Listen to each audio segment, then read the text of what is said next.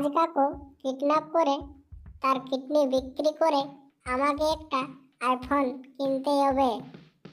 যাই জলদি করে একটা কাস্টমার খুঁজি। আরে কোথাও কাউকে দেখতে পাচ্ছি না যে। এইরকম হলে যে আমার আইফোন কেনার স্বপ্ন অধুরাই থেকে যাবে। যাই হোক, কোনো রকম করে একটা আমাকে কাস্টমার খুঁজতে হবে। আরে কে যেন এই জঙ্গল দিয়ে গাড়ি চালিয়ে আসছে। আরে ওই তো দেখছি একটা ছেলে এদিকে গাড়ি নিয়ে চালিয়ে আসছে। যাই হোক, এই ছেলেটাকে আর হাতছাড়া করা যাবে না। এই ছেলেটার দুটি কিডনি বিক্রি করে আমি আইফোন কিনবই কিনবো।